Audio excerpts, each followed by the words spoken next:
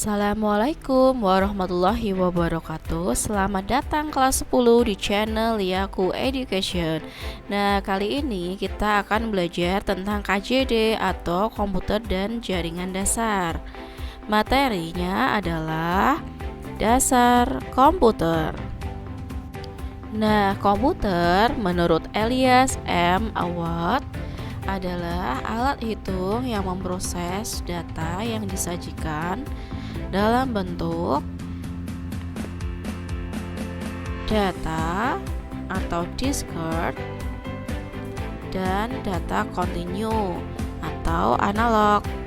Komputer terdiri dari komponen yang saling bekerja sama antara satu dengan yang lainnya untuk dapat menghasilkan sebuah data atau informasi berdasarkan instruksi dan program yang ada.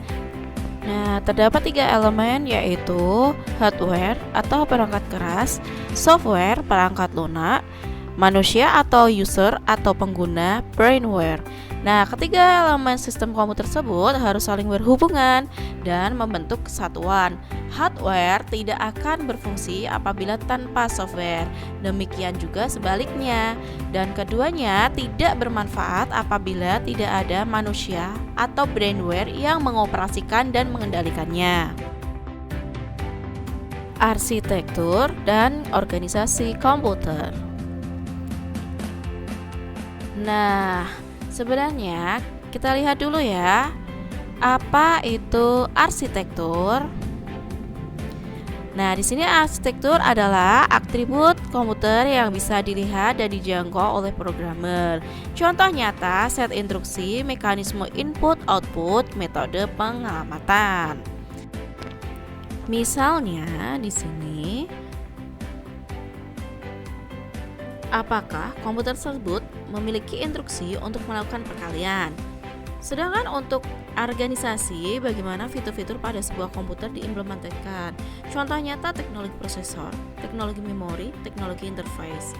Misalnya di sini adalah untuk melaksanakan instruksi perkalian, apakah komputer tersebut punya unit hardware pengali atau menggunakan penjumlahan berulang?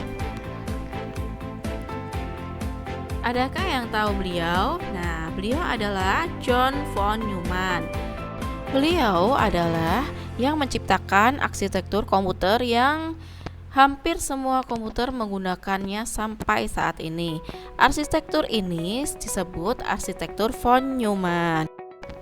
Agar lebih jelas, perhatikan berikut ya. Terdiri dari input,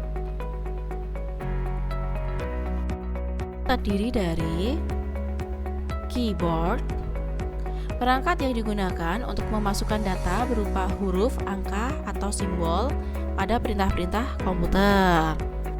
Mouse, perangkat keras untuk menggerakkan kursor atau pointer.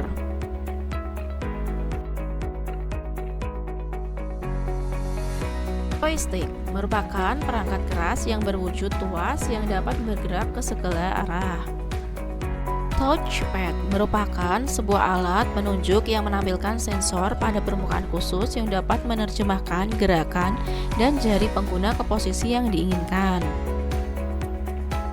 Biasanya perangkat ini ada pada laptop atau netbook yang cara kerjanya seperti mouse ya. Flash disk, perangkat yang berfungsi sebagai media penyimpanan data dengan ukuran kapasitas tertentu. Like pen atau pointer elektronik yang berfungsi untuk memodifikasi dan mendesain gambar dengan monitor. Scanner merupakan perangkat keras yang berfungsi untuk mengubah data analog kertas menjadi data digital. Mikrofon merupakan perangkat yang mengubah suara analog menjadi suara digital. Webcam merekam video dalam bentuk format digital. Nah, setelah itu, setelah input kita ke proses. Pada bagian proses terdapat di sini CPU. Nah, di CPU adalah untuk memasukkan data ke dalam prosesor yang diolah menjadi informasi. Terdapat 2 bagian di CPU, yaitu CPU atau control unit dan Arithmetic Logical Unit atau ALU. Pada control unit berfungsi untuk melaksanakan tugas pengawasan dan pengendalian seluruh sistem komputer seperti input-output. Inputan seperti mouse, keyboard, outputnya seperti monitor atau printer. Pada Arithmetical Logical ALU berfungsi untuk melakukan semua perhitungan aritmetik atau matematika yang terjadi sesuai dengan instruksi program. Nah, setelah itu ke memori atau yang sering disebut dengan computer storage. Nah, berfungsi sebagai media penyimpanan data informasi pada sistem komputer. Terdapat dua perangkat, yang pertama adalah RAM, yang kedua adalah ROM. Nah, mari kita lihat perbedaannya dari RAM dan ROM ya. RAM, Random Access Memory, bersifat volatil, merupakan memori yang berfungsi sebagai media penyimpanan sementara. Merupakan tempat untuk bisa menyimpan data internal yang digunakan untuk bisa menjalankan sistem operasi dan juga sistem lainnya. ROM, Read Only Memory, bersifat non-volatil, yaitu penyimpanan berbagai data yang ada pada komputer. Data tidak akan berubah, tidak akan hilang walaupun tidak ada aliran listrik. Media keluaran atau output, di mana media ini adalah untuk menampilkan hasil data dari proses tersebut.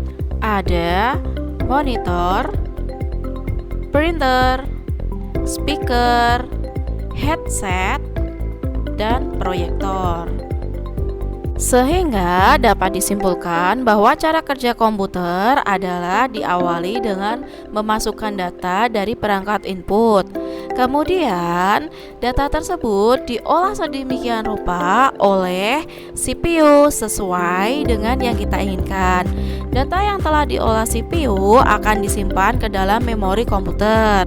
Selanjutnya, data yang disimpan dapat kita lihat hasilnya melalui perangkat keluaran.